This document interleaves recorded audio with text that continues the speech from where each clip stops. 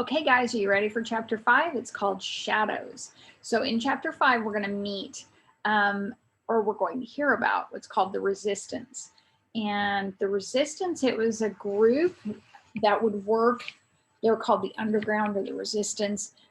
They would work against the Germans, the bad guys. So the Resistance, they were the good guys. They were trying to help people that were being hurt. They were trying to get supplies to people that didn't have supplies.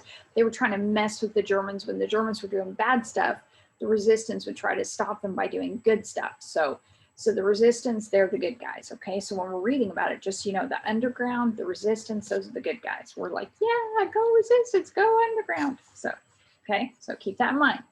Okay, Shadows.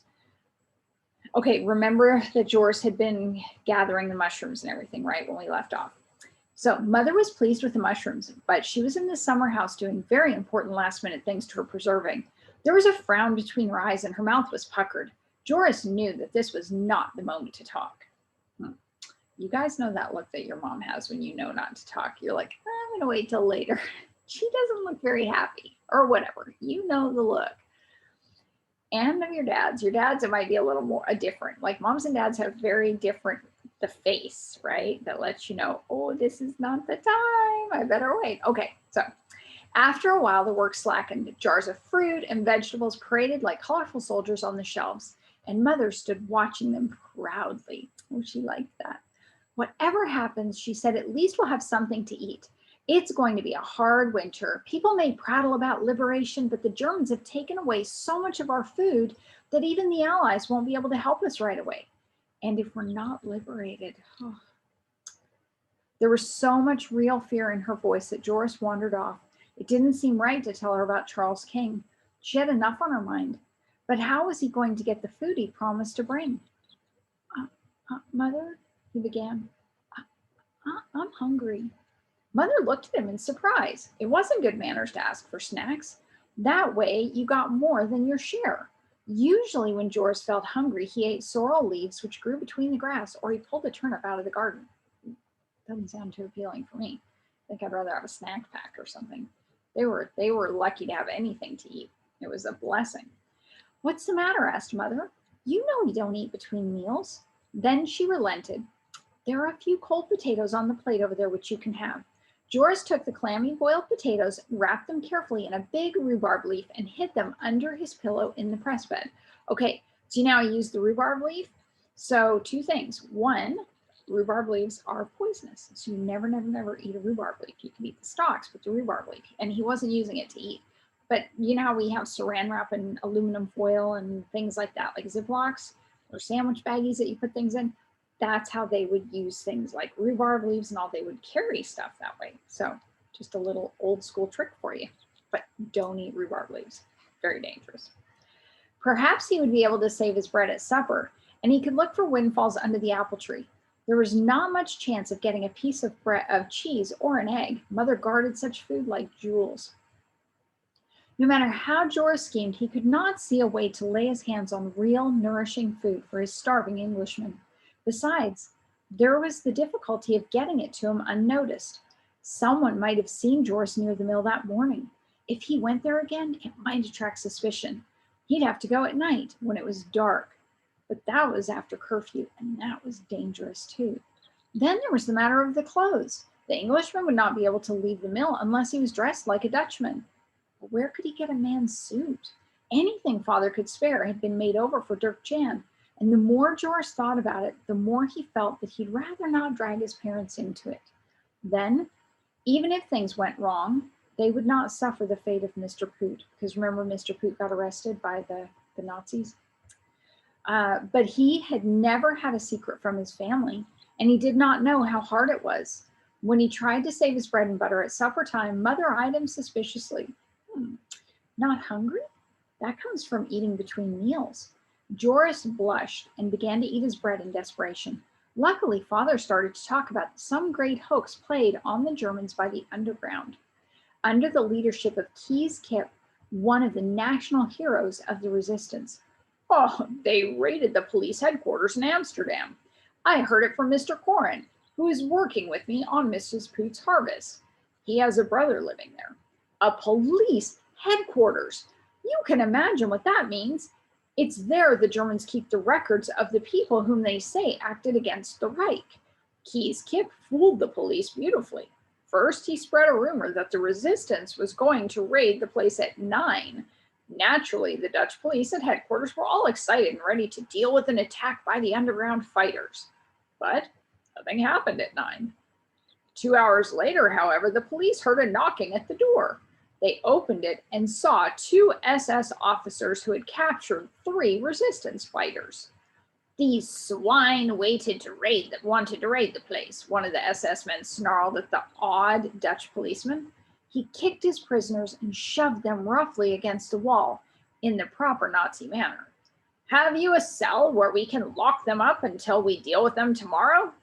The Dutch policeman bowed subserviently and led the way to the cells. In a twinkling, they were robbed of their keys, pushed into the cells, and locked up by the SS officers, who turned out not to be SS officers, but Keyes Kip and a friend. Ha ha. The so-called prisoners were also underground workers, and they helped destroy every document in the place. They also took all the weapons and the ration coupons and anything else they could use. They didn't finish till 3 in the morning and managed to get away safely. This story is going the rounds in Amsterdam. We could use more men like Keyes Kip, Father finished. He's the most daring and imaginative underground leader we have had. While everyone was listening raptly to Father's story, Joris hid the rest of his bread. Who is Keyes Kip? He asked. Nobody knows. The resistance works with false names, otherwise relatives are too easily traced. All the same, it's terribly risky, sighed Mother. Well, of course it was, said Father, but they had a good reason for doing it. Because of that action, hundreds of people will not be arrested by the Nazis. We owe the resistance more than we know. I wish I knew where my brother was, said Mother wordly. I haven't heard from him for ages, and I'm afraid that he may be doing dangerous work too. As you would yourself if you were he, said Father, looking at her quizzically. I wish I was old enough, muttered Dirk Jan. The war will be over before I've had a chance to fight. For shame, scolded Mother. Do you want this misery to go on just so you can strut about like a hero? Eat your applesauce and keep quiet. I'm only too thankful that my boys are safe. Joris, who had begun to wonder whether to tell about Charles King, decided again to keep his mouth shut. Mother would probably consider Charles too dangerous. Besides, Charles was his. They weren't going to take Charles away from him. Mother, who had a horrible way of guessing what one was thinking, looked at him suspiciously. She had that mama look. She's like, I know what you're up to. What are you up to, kiddo? What's the matter with your hair? She asked. It's full of cobwebs. Nothing, muttered Joris, wondering why Mother always noticed the wrong things. He had washed his hands and face and had been quite proud of remembering. I hope you haven't been messing about in our attics, Mother continued sharply. You know I don't like that. Joris assured her he hadn't. Anyway, your attics haven't any cobwebs, he said cleverly. Mother looked mollified, so he was giving her a compliment. Your house is so clean, Mama, you don't have cobwebs in the attic. But she threatened him with a bath, which wasn't fair. Baths were for Saturdays. Oh, hold on, guys. I messed up my screen. There we go. Baths were for Saturdays. It was bad enough to have a bath once a week. Could you imagine only having a bath once a week? Oh, my goodness. It would be a stinky lot. It's nothing, he said. I can brush it off. Mother did not press the matter because a bath meant fuel to warm the water, and she was saving as much as she could for the winter. Meanwhile, Joris was wondering how he could sneak off after dark to bring food to his aviator. He had amassed, gathered, collected, besides the potatoes, most of his slice of bread and margarine and a pancake. Joris went outside and pulled some carrots and turnips. He found apples too. He hid them all in a basket under a bush. Trixie had followed him, the little girl Trixie, and was watching him with intent eyes. For the bunnies? she asked. Yes, Joris said. He hoped she would not mention it to Mother. I help, cried Trixie, and rushed along, tugging at bits of grass and sorrel and scattering them into the basket. Then she looked up radiantly. I like bunnies, she said. That evening, Joris did not have a chance to get away unnoticed. Usually, no one paid the slightest attention to him. But now, when something really important cropped up, everyone seemed to be watching him. Whenever he got up, someone asked him where he was going. Mother even supervised his undressing so he could not keep his clothes on as he had planned. At last, he lay in bed, tossing and turning. Dirk Jan grumbled that he could not sleep. Joris forced himself to lie still. Mother and Father had gone into their press bed on the other side of the room. Joris stared wide-eyed into the dark. Perhaps he ought to have told Mother. But now he remembered the terrible thing he had witnessed 3 years ago in the first year of the war. He and Mother had chanced to be in the village when German SS men took the Groen family out of their home and loaded them into a van. Joris remembered exactly how it had happened. The street was empty. People had fled into their houses and locked their doors. Mother and Joris stood rooted to the spot. They had nowhere to go. Mother flung her apron over Joris's head. He was still very small then, but he peeked underneath and saw it all. The old grandfather, who could hardly walk, was taken. He had a little black cap on his head and a big yellow star on his coat. Then came Mr. Groen, 2 boys and a little girl, all wearing stars. Last of all came Mrs. Groen, and Joris would never forget her face. When she saw Mother, she made a sign to her, pointing to her garden. The SS men weren't looking. Mrs. Groen tried to say something with her lips without making a sound. Mother noticed it, for she grabbed Joris more tightly. When the van had closed with a dull thud and had roared off, Mother went to look in the garden. She heard the sad wails of a baby and found the youngest Groen child tucked away in the bushes. It wasn't 6 months old yet. Mrs. Groen had managed to hide it. Mother grabbed the baby fiercely and hid it under her coat. She walked off with it so fast that Joris had to trot to keep up with her. He noticed that Mother was weeping. No one saw them. People were still cowering behind locked doors. Only when they were on the dike did Mother slow up a little bit and settle the baby more comfortably. It had stopped crying as soon as it had felt Mother's arms about it. Never, never, said Mother. She was half choking. Never was there such a sin since Adam fell. Then it was that Joris saw her angry, with terrible anger of an avenging angel.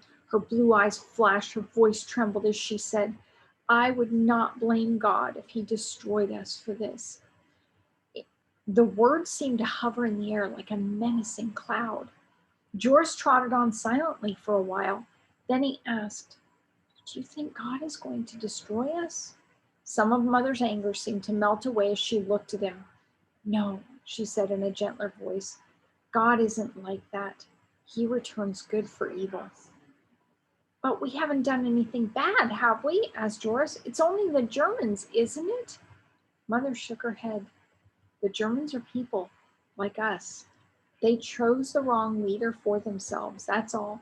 The minute we disobey God, we all are just as bad. Remember, Joris, she told him solemnly, that you must love others as if they were our Lord. All of them, without exception. That is what he taught us.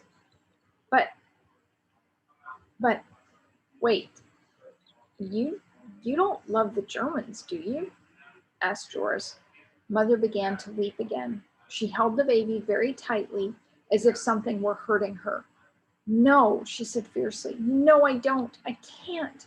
They have done things that are too terrible. I can't forgive them. I'm sorry. It's too hard. Joris was amazed. His mother, who was so wise and powerful and good, could not do what she knew was right to do. He had not known that it happened to grown-ups too. So she wasn't in a place where she could forgive them yet. or love them. But I shall love this baby, Mother said, as if she were making a bargain with God. I will love it more than anything else. Joris did not mind. He knew his mother loved him too, and it seemed only fair to such a poor, abandoned baby. Mother did not know what the baby's name was, so she called her Beatrix, after one of the princesses. Trixie was a happy baby, and Joris thought she had good reason to be, because now she shared his father and mother, who were the best in the world. So his little sister Trixie that we've been reading about, the little girl with the little curly red hair, that's the baby that was found that's grown up now to be 3 years old. Now, no one outside the mill knew what had happened. Mother pretended that Trixie was her own. She seldom went into the village, so people thought it was true, though they were surprised that they had not heard about it earlier, that she had a new baby. But that's because we know where the baby came from. Perhaps some people did have doubts, but no one mentioned them. By now, everyone thought of Trixie as the youngest Verhagen, even the Verhagens themselves. Joris used to have nightmares after that. He would dream that the Germans were coming to take his father and mother away. Sometimes he awoke screaming, but when he was awake, he thought that if only he could go to those soldiers and explain that it was his own father and mother they wanted, not just anybody. Surely the soldiers had fathers and mothers too. Well, then of course they would not be able to take them. They would salute him and click their heels together and say, "Heil Hitler," and go away. That's what he thought when he was awake and the sun shone, but at night the terrors would begin again. Perhaps it was because it was dark that Joris now wondered whether it might not happen to his family after all. If he was not careful, then the Germans might come to the mill and might discover who Trixie was. Her warm coloring was so different from the pale blondness of the Verhagens. Had he been foolish to promise to help Charles? But he could not let Charles starve. Hoping that everyone was asleep by now, he got up, he felt for his clothes and put them on blindly. It did not matter if they were inside out. Freya was locked in the kitchen. He had taken care of that. He stuffed the food he had hidden under his pillow into his pockets. Then he sneaked out. A board creaked. He got a fright. He listened for a while, but no one stirred. Quietly, he left the room and managed to open the door without rousing the household. Once outside, he took a deep breath. Already the air smelled of dry leaves. The moon flooded the landscape with silver. Joris found his basket and walked along the dike, seeking the shadows. He was seeking the shadows because he wanted to stay hidden. Overhead was the familiar drone of bombers. Okay, let me see if I can zoom in on this picture of him going to Charles. Hold on, sorry about that. It's that color for a minute, but hopefully. Is it blurry? There you go, guys. And that, my dears, is the end of chapter 5. So I will see you guys next time for chapter 6, which is called Footsteps at Night. So I will see you next time.